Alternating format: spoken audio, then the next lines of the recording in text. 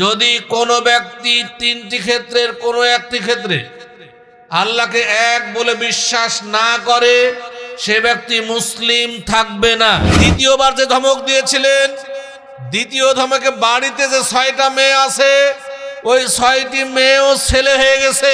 বাবা, আরেকবার যদি ধমক দিতেন, পৃথিবীতে আর কোনো মেয়ে থাকতো না, সবাই ছেলে হয়ে যেত।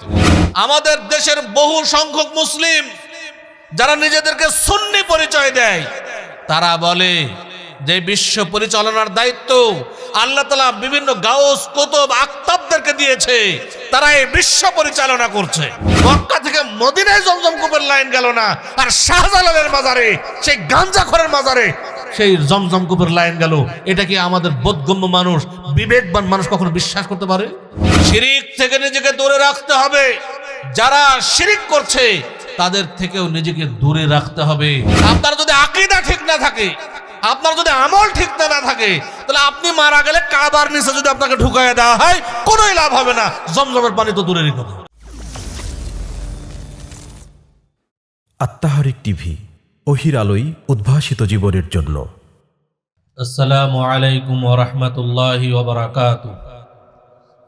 ইন্নাল হামদালিল্লাহ নাহমাদুহু ওয়া নাস্তাঈনুহু ওয়া নাস্তাগফিরুহু ওয়া নাউযু বিল্লাহি মিন শুরুরি আনফুসিনা ওয়া মিন সাইয়্যাতি আ'মালিনা।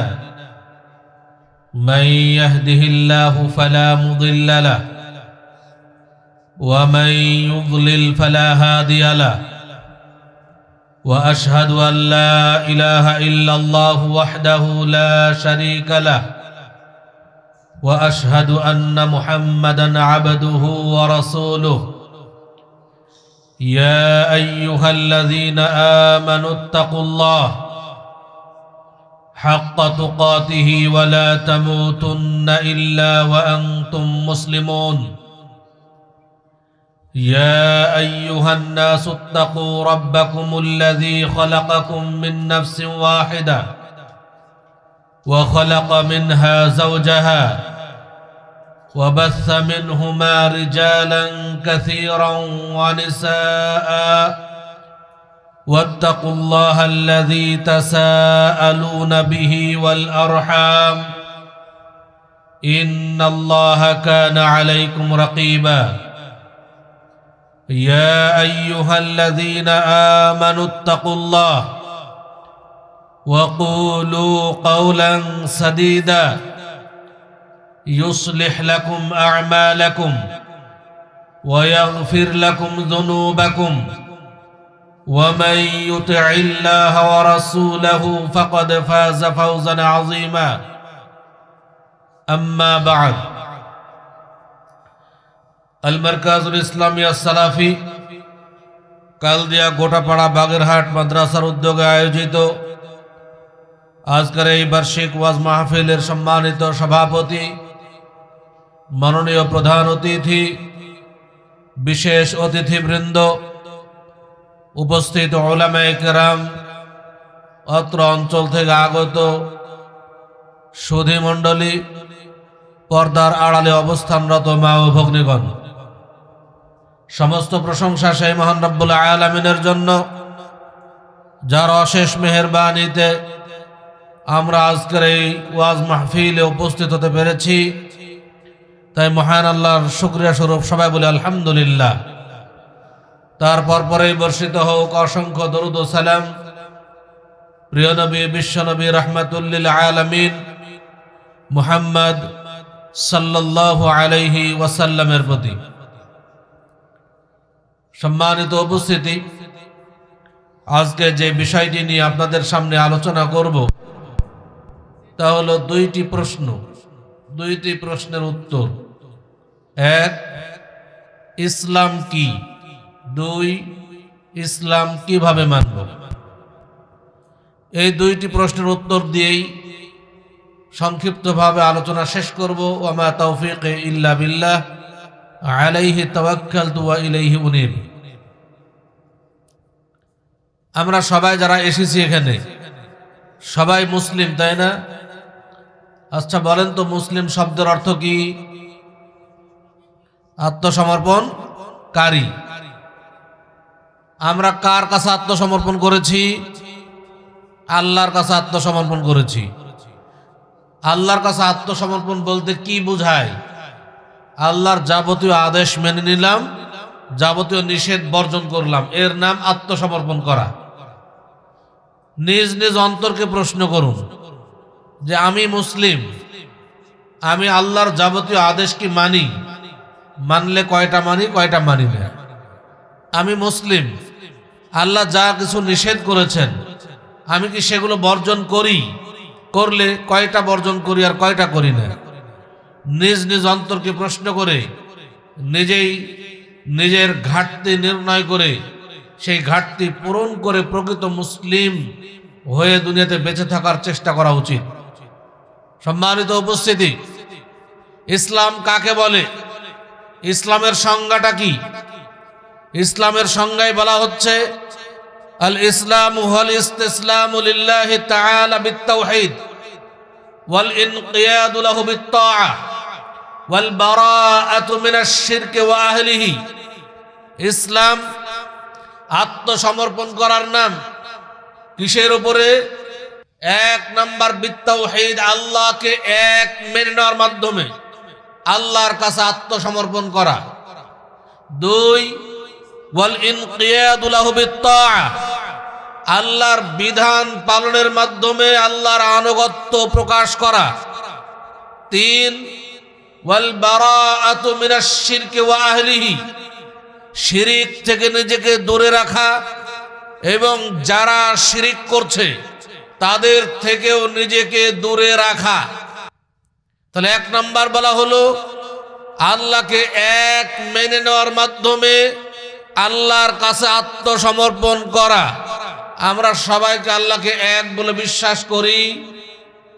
করেন তো ইনশাআল্লাহ? আচ্ছা বলেন তো কয়টা ক্ষেত্রে আল্লাহকে এক বলে বিশ্বাস করতে হবে?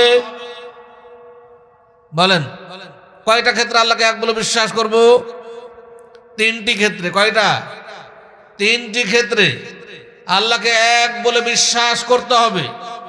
যদি কোনো ব্যক্তি তিনটি ক্ষেত্রের কোনো একটি ক্ষেত্রে আল্লাহকে এক বলে বিশ্বাস না করে সে ব্যক্তি মুসলিম থাকবে না। তিনটি ক্ষেত্র কি? এক, আল্লাহকে রব হিসেবে এক মানতে হবে। আল্লাহ আমাদের রব। আমাদের কবরের প্রথম প্রশ্ন কি হবে? মান রব্বুকা, তোমার রব কে ছিল? আমরা প্রতিনিয়ত সূরা ফাতিহার মধ্যে পাঠ করি আলহামদুলিল্লাহ রাব্বিল আলামিন। এই যে রব, এখন প্রশ্ন হলো রব কাকে বলে? কোন বিশ্বাসের নাম? আল্লাহকে রব হিসেবে এক বলে বিশ্বাস করা। যদি কেউ বলতে পারেন 200 টাকা পুরস্কার আমার পক্ষ থেকে। বলেন, আমার পক্ষ থেকে 200 টাকা দেব যদি বলতে পারেন রব কাকে বলে, কোন বিশ্বাসের নাম আল্লাহকে রব হিসেবে এক বলে বিশ্বাস করা। বলতে পারবেন কেউ? হ্যাঁ, তাওহীদ তো আছে, তাওহীদের মধ্যে একটা হলো রব। 200 টাকা নিতে পারলেন না?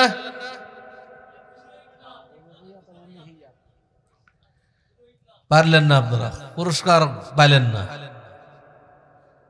রব হচ্ছে ইফরাদুল্লাহ তাআলা বিল খালকি ওয়াল মিলকি ওয়াত তাদবীর, সৃষ্টিকর্তা হিসেবে আল্লাহকে এক বলে বিশ্বাস করা, সব কিছুর মালিক হিসেবে আল্লাহকে এক বলে বিশ্বাস করা, সব কিছুর নিয়ন্ত্রক পরিচালক হিসেবে আল্লাহকে এক বলে বিশ্বাস করা। আল্লাহ সব কিছুর সৃষ্টিকর্তা, আল্লাহ সব কিছুর মালিক, আল্লাহ সব কিছু নিয়ন্ত্রণ পরিচালনা করছেন। এ ব্যাপারে আল্লাহকে এক বলে বিশ্বাস করার নাম আল্লাহকে রব হিসেবে এক বলে বিশ্বাস করা। বোঝা গেল? একমাত্র সৃষ্টিকর্তা কে? আল্লাহ। আচ্ছা, এই মাইক কে বানাইছে? মানুষ। এই টেবিলটা কে বানাইছে? মানুষ। এখন এই যে বললেন যে আল্লাহ সৃষ্টিকর্তা একমাত্র, তো মানুষও তো বানাইছে। আপনার কাছে পকেটে যে মোবাইল আছে, মোবাইলটা কে তৈরি করেছে?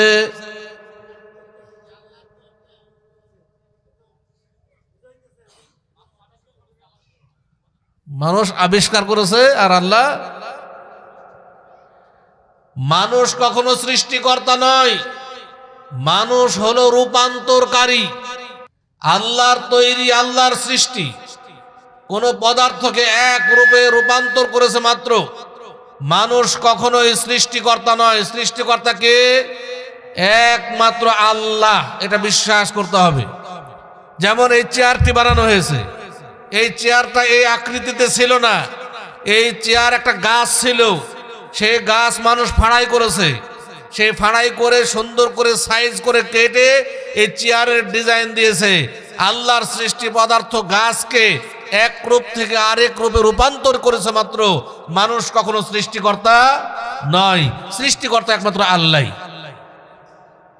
দিন যাচ্ছে রাত আসছে, রাত যাচ্ছে দিন আসছে, সূর্য ডুবছে আবার সূর্য উঠছে, চন্দ্র উঠছে চন্দ্র ডুবছে।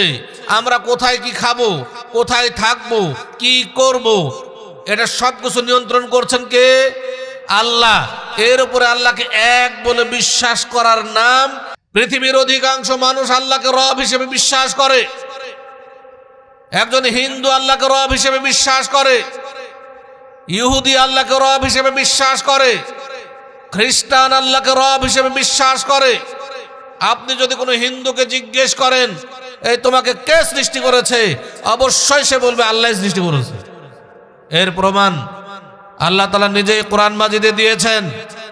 আল্লাহ বলছেন লা ইন সাআলতাহুম মান খালাকাস সামাওয়াতি ওয়াল আরদ, যদি তুমি ওই কাফেরদেরকে জিজ্ঞেস করো, যদি তুমি ইহুদি খ্রিস্টানদেরকে জিজ্ঞেস করো আসমান এবং জমিন কে সৃষ্টি করেছে, লা ইয়াকুলুন্নাল্লাহ, অবশ্যই তারা বলবে আল্লাহ সৃষ্টি করেছে। অতএব সৃষ্টিকর্তা হিসেবে তারা আল্লাহকে মানে। কাফেররা সৃষ্টিকর্তা হিসেবে আল্লাহকে মানে, কিন্তু দুঃখের বিষয় হলো মুসলিম যারা নিজেদেরকে মুসলিম দাবি করছি, তারাই অনেক ক্ষেত্রে আল্লাহকে সৃষ্টিকর্তা হিসেবে মানে না। যেমন এক বক্তা বক্তব্য দিচ্ছে, বক্তা বক্তব্য দিচ্ছে, প্রসিদ্ধ বক্তা, নাম শুনলে সবাই চিনবেন। বক্তা বলছে যে এক মহিলার 6টা মেয়ে সন্তান হয়েছে। স্বামী তাকে বলেছে এই তোর যদি এবার মেয়ে সন্তান হয় তোকে তালাক দেব। আবার ওই মহিলার পেটে সন্তান। এইবার মহিলা পীর বাবার কাছে চলে গেল। তখন পীর ছিলেন আব্দুল কাদের জিলানীর বাবা। আব্দুল কাদের জিলানীর ছোট বাচ্চা। আব্দুল কাদের জিলানীর বাবার কাছে যায় মহিলা, বলছে যে বাবা দেখেন তো আমার পেটের বাচ্চাটা কি ছেলে না মেয়ে। বাবা পেটের দিক তাকায় বলছে তোমার পেটের বাচ্চা তো মেয়ে। মহিলা বলছে যে বাবা আমার পেটের বাচ্চাটা মেয়ে থেকে ছেলে বানায় দেন, যদি না করেন তা আমার স্বামী আমাকে তো তালাক দিয়ে দিবে। পীর বাবা বলছে যে না আমি পারবো না, তুমি যাও এখান থেকে, ধমক মেরে তাড়িয়ে দিল। মহিলা কাঁদতে কাঁদতে বাইরে বেরিয়ে আসলো। আব্দুল কাদের জিলানী তখন বাইরে দাঁড়িয়ে, আব্দুল কাদের জিলানী বলছে যে মা কি ব্যাপার, আপনি গেলেন আবার কাঁদতে কাঁদতে বেরিয়ে আসলেন, ঘটনা কি? মহিলা বলছে যে ঘটনা তো এই, বাবাকে বললাম যে আমার পেটের বাচ্চাটা মেয়ে থেকে ছেলে বানায় দেন, কিন্তু তিনি দিলেন না, বরং ধমক মেরে তাড়িয়ে দিলেন। আব্দুল কাদের জিলানী বলছে যে মা আবার আপনি যান, পীর যদি তার মুরিদের দুঃখ দূর করতে না পারে আর কে করবে, আপনি আবার যান বাবার কাছে। মহিলা আবার গেল, যে একই আবেদন করলো। পীর বাবা আবারও ধমক মেরে তাড়িয়ে দিল। মহিলা আবারও বেরিয়ে আসলো। আব্দুল কাদের জিলানী বলে মা কি হলো? একই কথা বললো যে বাবা আমাকে তো বাবা ধমক মেরে তাড়িয়ে দিল। আব্দুল কাদের জিলানী এবার বলছেন যে চলেন আমার সাথে চলেন। আব্দুল কাদের জিলানী তার বাবার কাছে নিয়ে গেল। বাবার কাছে নিয়ে গিয়ে বলল যে বাবা আপনি পীর হয়ে যদি তার মুরিদের, আপনার মুরিদের দুঃখ দূর করতে না পারেন আর কে করবে? আপনি এই মহিলাকে 2বার ধমক দিয়েছিলেন। প্রথম ধমকে পেটের মেয়ে বাচ্চাটি ছেলে হয়ে গেছে। বাবা এবার তাকায় দেখছে সত্যি তো মেয়ে ছেলে হয়ে গেছে। দ্বিতীয়বার যে ধমক দিয়েছিলেন, দ্বিতীয় ধমকে বাড়িতে যে 6টা মেয়ে আছে ওই 6টি মেয়েও ছেলে হয়ে গেছে। বাবা আরেকবার যদি ধমক দিতেন পৃথিবীতে আর কোনো মেয়ে থাকতো না, সবাই ছেলে হয়ে যেত। নাউজুবিল্লাহ। আচ্ছা বলেন তো, ছেলে থেকে মেয়ে বানাবে, মেয়ে থেকে ছেলে বানাবে, এই সৃষ্টিকর্তা কে? আল্লাহ। এটা কাফেররা বিশ্বাস করে, অথচ এক বক্তা বক্তব্য দিল আর সবাই বলে সুবহানাল্লাহ, মানে বিশ্বাস করে নিল। কাফেররা বিশ্বাস করে আল্লাহকে রব হিসেবে, অথচ মুসলিমরা বিশ্বাস করতে পারলো না, আল্লাহকে রব হিসেবে বিশ্বাস করছে না। সম্মানিত উপস্থিতি, মুসলিমদের অবস্থা কত নিচে নেমে গেছে তা আপনি চিন্তা করুন। সব কিছুর নিয়ন্ত্রক পরিচালক আল্লাহ। আমাদের দেশের বহু সংখ্যক মুসলিম যারা নিজেদেরকে সুন্নি পরিচয় দেয়, তারা বলে যে বিশ্ব পরিচালনার দায়িত্ব আল্লাহ তাআলা বিভিন্ন গাউস কুতুব আকতাবদেরকে দিয়েছে, তারা এই বিশ্ব পরিচালনা করছে। আপনারা শুনেন নাই পটিয়ার হুজুরের কথা? পটিয়ার হুজুর জায়নামাজে দাঁড়িয়ে চলে গেল, জায়নামাজ তাকে নিয়ে চলে যাচ্ছে, তার খাদেম তার পিছনে পিছনে ছুটছে। দেখা গেল এক সময় যেতে যেতে আফ্রিকার জঙ্গলে ঢুকে গেল, তখন আর দেখা পেল না। এবার ওই খাদেম ঘুরে বেড়াচ্ছে, একজন বেরিয়ে এসে বলল যে কি ব্যাপার, তুমি এত দূর কিভাবে আসলে? বললো যে আমাদের পটিয়ার হুজুর, তিনি তো এইভাবে জায়নামাজে দাঁড়িয়ে এর মধ্যে ঢুকে গেলেন, তারপর তো আর দেখতে পাচ্ছি না। তখন তাকে বললো, যায় রে তুমি কেন এত দূর এসেছো? পটিয়ার হুজুর এসেছে এখানে দুনিয়া পরিচালনার জন্য। যেই আকতাবরা কুতুবরা এক জায়গায় জমা হয়, সেই বৈঠক করতে এসেছে।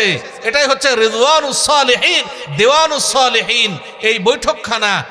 আফ্রিকার জঙ্গল তো পশুদের জায়গা, আফ্রিকার জঙ্গলে তো মানুষ গেলে বাঘে খাবে, সে আফ্রিকার জঙ্গলে কেন যাবে? আর এই কথা বলছে। আর আমরা এতই নির্বোধ হয়েছি মানব জাতি যে সেটাকে বিশ্বাস করে নিয়ে বলছি সুবহানাল্লাহ, কতই কারামত কারামতে আউলিয়া, নাউজুবিল্লাহ। এই রুবুবিয়তে শিরিক হচ্ছে আমাদের মধ্যে। পৃথিবীর অধিকাংশ কাফের আল্লাহকে রব হিসেবে বিশ্বাস করত। আবু জাহাল, আবু লাহাব সবাই আল্লাহকে রব হিসেবে মানত। কিন্তু 2 নাম্বার ক্ষেত্র, আল্লাহকে ইবাদতের ক্ষেত্রে এক মানতে হবে, এই ক্ষেত্রে কাফেররা আল্লাহকে মানেনি। একজন হিন্দু নিজ হাতে মূর্তি বানায়, নিজে তার পূজা করে, পূজা শেষ করার পরে ওই মূর্তিকে আবার নদীতে ডুবিয়ে শেষ করে দেয়। আপনি আমি যদি বলি যে ভাই তোমরা নিজ হাতে মূর্তি বানাইলে, আবার নিজে তার পূজা করে পূজা শেষ করার পর নদীতে ডুবিয়ে দিলে, ওই মূর্তি তো নিজেই নিজেকে রক্ষা করতে পারে না। ওই মূর্তিকে যদি আমি হাতুড়ি দিয়ে টুকরো টুকরো করে ভাঙ্গি তো নিজেকে রক্ষা করতে পারবে না। তো এমন অক্ষম মূর্তির কেন তোমরা ইবাদত করো? এই প্রশ্ন যদি আমি আপনি তাদেরকে করি, তখন তাদের উত্তর কি হবে? কি উত্তর দিবে? সেই উত্তরটি আল্লাহ কোরআনে বলে দিয়েছেন। আল্লাহ বলছেন এমন প্রশ্নের উত্তরে তারা বলবে, মা না'বুদুহুম ইল্লা লিয়ুকাররিবুনা ইলাল্লাহি যুলফা, আমরা এদের ইবাদত এজন্যই করি যে এরাই আমাদেরকে আল্লাহর নৈকট্য হাসিল করিয়ে দিবে, এরাই আল্লাহর সান্নিধ্য পাইয়ে দিবে, এরাই আমাদেরকে জান্নাত হাসিল করিয়ে দিবে। নাউজুবিল্লাহ। একজন হিন্দু জানে যে একটা মূর্তি অক্ষম, সেই মূর্তিকে হাতুড়ি দিয়ে ভেঙ্গে টুকরো টুকরো করে নিজেকে রক্ষা করতে পারে না। এই অক্ষমতা জেনেও একজন হিন্দু ওই মূর্তি পূজার মাধ্যমে আল্লাহকে পেতে চাচ্ছে। হিন্দুদের নিকটে মূর্তি মেন নয়, আল্লাহ হচ্ছে মেন। আল্লাহকে পাওয়ার জন্য তারা মূর্তি পূজা করে। মূর্তির অক্ষমতা জেনেও এই মূর্তির মাধ্যমে আল্লাহকে পেতে চায়। আমরা যাদের মুসলিম আছি, বহু সংখ্যক মুসলিম সবাই জানে যে একজন মানুষ যখন মারা যায়, সে যত বড়ই বুজুর্গানে দিন হোক না কেন, সে যত বড়ই দরবেশ হোক না কেন, সে যখন মারা যায় তখন যদি কেউ তাকে ছুরি দিয়ে চাকু দিয়ে টুকরো টুকরো করে কাটে, তাহলে সে নিজেকে রক্ষা করতে পারে না। একজন মুসলিম জানে একজন মানুষ অক্ষম, কিছুই করতে পারে না। এই অক্ষমতা জেনেও মুসলিম মৃত ব্যক্তির মাধ্যমে আল্লাহকে পেতে চায়। যেই বিশ্বাসের কারণে একজন হিন্দুকে আমি কাফের বলছি, আমি মুসলিম হিসেবে যদি একই বিশ্বাস পোষণ করি, তাহলে আমি কিভাবে মুসলিম হব? অতএব আমাকে ওই বিশ্বাস থেকে বেরিয়ে আসতে হবে। সম্মানিত উপস্থিতি, 3 নম্বর ক্ষেত্র, আল্লাহর অনেক সুন্দর সুন্দর নাম এবং গুণাবলী আছে, যেগুলো ক্ষেত্রেও আল্লাহকে এক বলে বিশ্বাস করতে হবে। যেমন আল্লাহর একটা গুণবাচক নাম হলো আর রাজ্জাক। আল্লাহ হচ্ছেন রিজিক দাতা। রিজিক লাভের জন্য আল্লাহর কাছে কামনা করতে হবে। আপনার সন্তান হচ্ছে না, সন্তান একটা উত্তম রিজিক। সন্তান চাইবেন কার কাছে? আল্লাহর কাছে। কারণ আল্লাহ যদি সন্তান না দেন, কারো বাবার ক্ষমতা নাই সন্তান দেওয়ার। সন্তান চাইতে হবে আল্লাহর কাছে। কিন্তু আমাদের দেশের বহু সংখ্যক মুসলিম যখন সন্তান হয় না, চলে যাই বাবার কাছে মাজারে। এই তো আজকে আসতে লেগে দেখলাম, বলছে যে আমাকে এখান থেকে বলা হলো যাতে মাজার গেটে নামবেন, মানে ওখানে মাজার আছে। মাজার গেট নাম হলো কেন? মানে ওখানে মাজার আছে। এই অত্র অঞ্চলের বহু সংখ্যক মানুষ ওই মাজারে গিয়ে সন্তান চাচ্ছে, অথচ সন্তান দেওয়ার মালিক কে? একমাত্র আল্লাহ। আল্লাহর একটা গুণবাচক নাম হলো শাফি। আল্লাহ হচ্ছেন শেফা দানকারী, আরোগ্য দানকারী। আমি আপনি যদি অসুস্থ হই, সুস্থতা কামনা কার কাছে করতে হবে? আল্লাহর কাছে। আল্লাহ যদি সুস্থ না করেন, কোনো বাবার ক্ষমতা নাই যে কাউকে সুস্থ করতে পারে। কিন্তু আমাদের দেশের বহু সংখ্যক মুসলিম যখন অসুস্থ হয় চলে যায় পানি বাবা, মাটি বাবা, বিড়ি বাবা, ক্যালকুলেটর বাবা, বহু বাবা আছে, তাদের কাছে চলে যায়, মাটি বাবার কাছে যায়, সারাদিন শরীরে মাটি মাখি আর কিছু মাটি খায় আর মনে করি আমি সুস্থতা লাভ করব। বিড়ি বাবার কাছে যায়, সারাদিন বিড়ি টানছি আর মনে করছি আমি সুস্থতা লাভ করব। সম্মানিত উপস্থিতি, এই যে বাবাদের কাছে যাচ্ছি, বিড়ি টানা কি সুস্থতা লাভের মাধ্যম না অসুস্থ হওয়ার মাধ্যম? রোগ সৃষ্টির মাধ্যম। অথচ বিড়ি বাবার কাছে থেকে বিড়ি টানসার মানে সুস্থতা লাভ করবে। আমাদের দেশে শাহজালালের মাজার আপনারা নাম শুনেছেন, সিলেটের শাহজালালের মাজারে যদি যান, সেখানে দেখতে পাবেন একটা কূপ আছে, কূপ যেটাকে বলা হয় যেটা জমজম কূপের সাথে লাইন আছে, এবং ওই কূপের পানি দিয়ে ব্যবসা করছে তারা, কূপের পানি বিক্রি করছে, মানুষ টাকা দিয়ে কিনে কিনে ওই পানি খাচ্ছে আর মনে করছে আমি জমজমের পানি পান করছি। জমজমের পানিতে তো আল্লাহ শিফা রেখেছেন, আরোগ্য রেখেছেন, যে কোনো রোগ দূর হয়ে যাবে। আচ্ছা বলেন তো, রাসূল সাল্লাল্লাহু আলাইহি ওয়াসাল্লাম দিন প্রচার করলেন কোথায়? মদিনায়। রাসূল সাল্লাল্লাহু আলাইহি ওয়াসাল্লামের কবর কোথায় আছে? মদিনায়। মদিনায় কি জমজমের কূপের লাইন আছে? মদিনায় কি জমজম কূপের লাইন আছে? তো মদিনায় পানি পান কিভাবে? জমজমের পানি প্রচুর পরিমাণে, জমজমের পানি মদিনায়। এটা জমজমের লাইন নাই, পানির ট্রাকে করে করে নিয়ে আসে মদিনায়, নিয়ে এসে সেখানে ঢালে, সেখান থেকে আমরা জমজমের পানি পান করি। মক্কা থেকে মদিনায় জমজম কূপের লাইন গেল না, আর শাহজালালের মাজারে, সেই গাঞ্জাখোরের মাজারে সেই জমজম কূপের লাইন গেল। এটা কি আমাদের বোধগম্য মানুষ, বিবেকবান মানুষ কখনো বিশ্বাস করতে পারে? সম্মানিত উপস্থিতি, তারপরেও কিন্তু আমরা এই আশরাফুল মাখলুকাত, সৃষ্টির শ্রেষ্ঠ জীব, আমরা বিশ্বাস করছি বলেই তারা এই পানি দিয়ে ব্যবসা করছে। সেগুলো আমরা বিশ্বাস করছি বলেই তারা ব্যবসা করছে। বহু মানুষ সেই কূপের পানি পান করছে। এই জন্যই তা আল্লাহ তাআলা বলছেন, মানুষকে আশরাফুল মাখলুকাত বলেছেন, আবার বলছেন উলাইকা কাল আনআম বাল হুম আযাল, মানুষ চতুষ্পদ জন্তুর নেই, বরং তার চাইতেও অধম, নিকৃষ্ট। যেখানে মক্কা থেকে মদিনায় জমজমের লাইন গেল না, মানুষ কিভাবে বিশ্বাস করলো যে শাহজালালের মাজারে জমজম কূপের লাইন আসবে? এটা তো বিশ্বাস করার কথা ছিল না, তারপরেও বিশ্বাস করলো। সম্মানিত উপস্থিতি, অতএব আমাদেরকে এক নম্বরে আল্লাহকে এক মেনে নেওয়ার মাধ্যমে আল্লাহর কাছে আত্মসমর্পণ করতে হবে। তিনটি ক্ষেত্রে আল্লাহকে এক মানতে হবে, রব হিসেবে এক মানতে হবে, ইবাদতের ক্ষেত্রে আল্লাহকে এক মানতে হবে। আল্লাহর অনেক সুন্দর সুন্দর নাম এবং গুণাবলী আছে, সেগুলো ক্ষেত্রেও আল্লাহকে এক মানতে হবে। এক্ষেত্রে আল্লাহর সাথে শিরকে লিপ্ত হওয়া যাবে না। ইসলামের সংজ্ঞার 2 নম্বর পাঠ হলো, দ্বিতীয় পাঠ হলো ওয়াল ইনকিয়াদু লাহু বিত্তাআহ, আল্লাহর বিধান পালনের মাধ্যমে আল্লাহর আনুগত্য প্রকাশ করতে হবে। আমি মুসলিম সালাত আদায় করি না, আমি মুসলিম সিয়াম পালন করি না, আমি মুসলিম সম্পদশালী মানুষ যাকাত আদায় করি না, আমি মুসলিম সামর্থ্যবান মানুষ হজ করিনি, আমি মুসলিম জিনাকার, আমি মুসলিম সুদখোর, আমি মুসলিম ঘুষখোর, আমি মুসলিম বিভিন্ন পাপাচারে লিপ্ত, আমি মুসলিম দুর্নীতিবাজ, আমি মুসলিম আত্মসাৎকারী। আমি কোন প্রকৃতির মুসলিম? নিজেকে প্রশ্ন করি। মুসলিম তো হবে আনুগত্যশীল, আল্লাহ যা আদেশ করেছেন মানবে, যা নিষেধ করেছেন বর্জন করবে, এর নাম মুসলিম। মুসলিম নামকরণ করছে আর দুনিয়ার যত পাপ আছে সবই করছে, আল্লাহর ইবাদত সে কিছুই করে না, অথচ বলে যে আমি মুসলিম। সম্মানিত উপস্থিতি, শুধু মুসলিম নাম করলে জান্নাতে যাওয়া যাবে না। শুধু মুসলিম একটা নামকরণের বিষয় নয়, মুসলিম একটা আদর্শের নাম, মুসলিম একটা বৈশিষ্ট্যের নাম।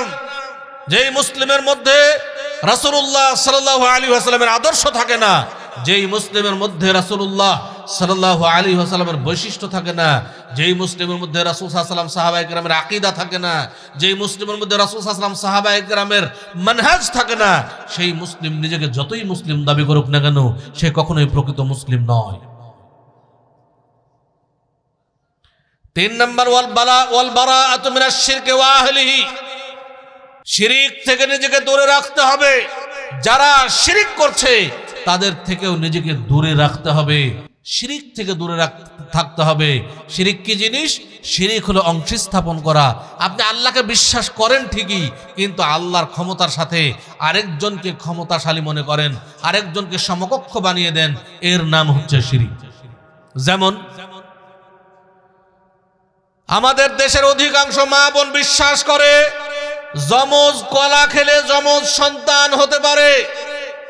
এই জন্য যারা বয়স্ক নারী আছে তারা বর্তমান প্রজন্মের নারীদেরকে নিষেধ করে, এই তুমি যমজ কলা খাও না, তাহলে যমজ সন্তান হতে পারে। আপনাদের অঞ্চলে এটা আছে?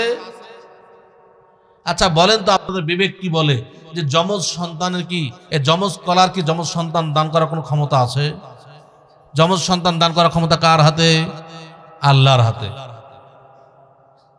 যমজ সন্তান দান করার ক্ষমতা একমাত্র আল্লাহর হাতে।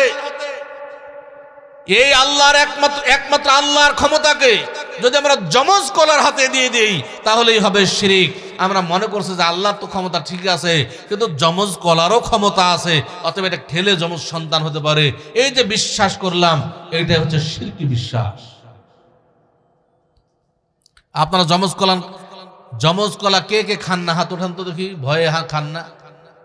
সবাই খান? সবাই খান না মনে হয়। যদি খান তাহলে কলা বিক্রেতারা তো পাগল নাকি যে 2 কলা 1 কলার দামে দেয়? সবাই খাইলে তো এটা দিত না। সবাই খায় না তাই তো কলা বিক্রেতা সে মনে করে যে বাবা 2 কলা 1টা কলার দামে ধরবে, তা তুমি নিয়ে যাও, আমার কলাটা কমপক্ষে বিক্রি হোক। অতএব এগুলো বিশ্বাস করবেন না। আজকে আমাদের মা বোনরা বিশ্বাস করে ছোট্ট শিশুর কপালে কাজল দিয়ে একটা ফোঁটা দেয়, আর বিশ্বাস করে যে এই ফোঁটা দিলেই আর নজর লাগবে না, এই ফোঁটায় নজর ঠেকিয়ে দিবে। আচ্ছা আপনার বিবেক কি বলে যে একটা তো কালির ফোঁটা, কালির ফোঁটা কি মানুষের নজর ঠেকাতে সক্ষম? কখনোই নয়। কালির ফোঁটার কি ক্ষমতা আছে? অথচ আমরা বিশ্বাস করলাম যে এই কালির ফোঁটা দিলেই নজর ঠেকে যাবে। অতএব এই যে বিশ্বাস, যেটা আল্লাহর ক্ষমতা, আল্লাহর ক্ষমতার সাথে এই কালির একটা ফোঁটাকে যোগ করে দিলাম, এর নাম হচ্ছে শিরক। আমরা অনেকের শরীরে তাবিজ ঝুলিয়ে থাকি, তাবিজ ঝুলানো শিরক। রাসূলুল্লাহ সাল্লাল্লাহু আলাইহি ওয়াসাল্লাম বলছেন, মান তাআল্লাকা তামিমাতান ফাকাদ আশরাকা, যে ব্যক্তি শরীরে তাবিজ ঝুলালো সে অবশ্যই শিরক করলো। একদা রাসূলুল্লাহ সাল্লাল্লাহু আলাইহি ওয়াসাল্লামের কাছে 10 জন ব্যক্তি আসলেন ইসলাম কবুল করার জন্য। রাসূলুল্লাহ সাল্লাল্লাহু আলাইহি ওয়াসাল্লাম ওই 10 জন ব্যক্তির মধ্যে 9 জনকে ইসলাম কবুল করালেন, বাইআত করালেন, আর একজনকে করালেন না।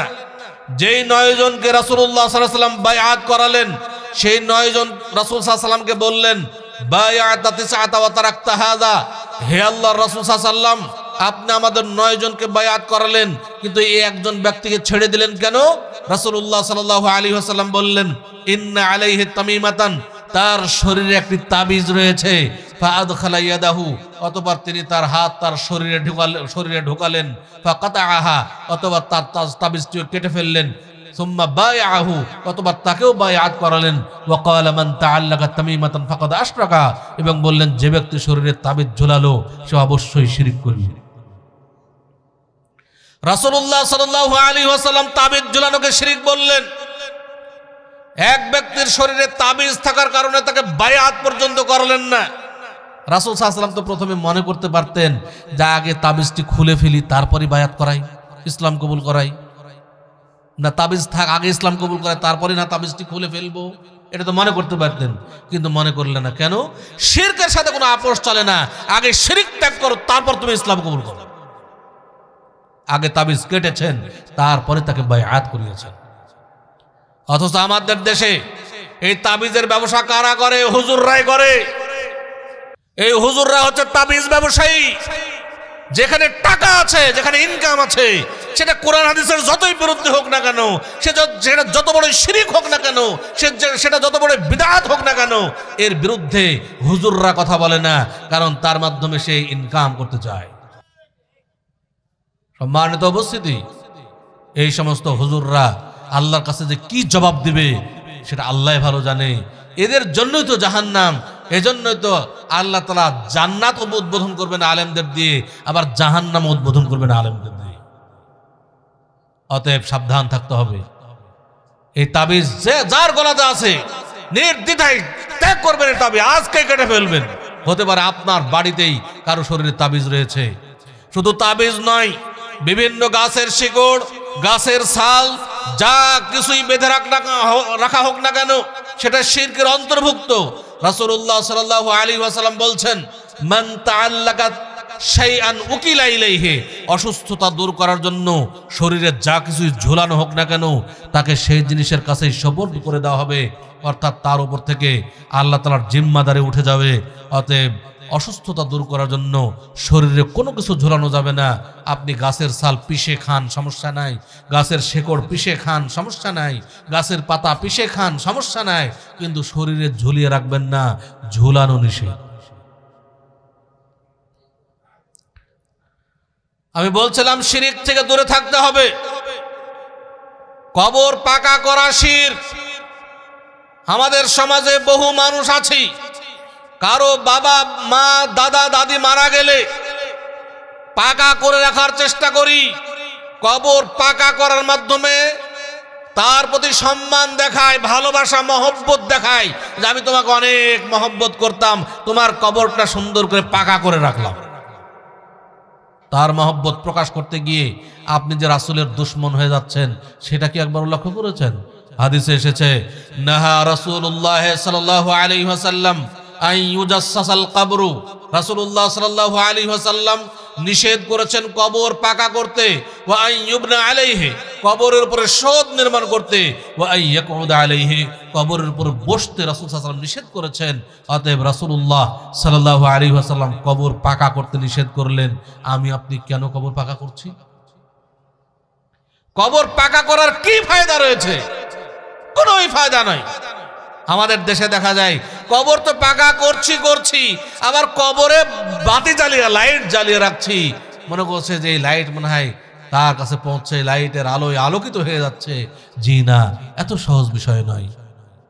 আমরা অনেকেই যখন কেউ হজ উমরাতে যায়, তখন কাফনের কাপড় কিনে যারা হজ উমরাতে যাচ্ছে তাদেরকে দিয়ে বলে যে বাবা জমজমের কাপড়, জমজমের পানি দিয়ে আমার এই কাফনের কাপড়টা একটু ধুয়ে নিয়ে এসো।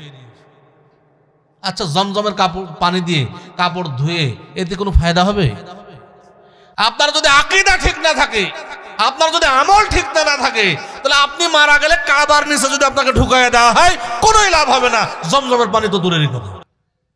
অথচ আমরা মনে করলাম যে জমজমের পানি দিয়ে কাফনের কাপড় ধুলেই মনে হয় কবরের আযাব থেকে মাফ হয়ে যাব, কবরের আযাব সব ঠান্ডা হয়ে যাবে। অত সহজ নয়। সম্মানিত উপস্থিতি, এই কুসংস্কারগুলো আমাদের দূর করতে হবে। আমাদের আকীদা চেঞ্জ করতে হবে, আমল চেঞ্জ করতে হবে, তাহলেই কেবল আমরা নাজাত পেতে পারি। আমি যেটা বলছিলাম, 1 নম্বর প্রশ্ন, ইসলাম কাকে বলে? এটা প্রশ্ন বললাম, ইসলাম কাকে বলে, ইসলাম কি? এই প্রথম প্রশ্নের জবাব আপনাদেরকে দিলাম, শেষ করলাম।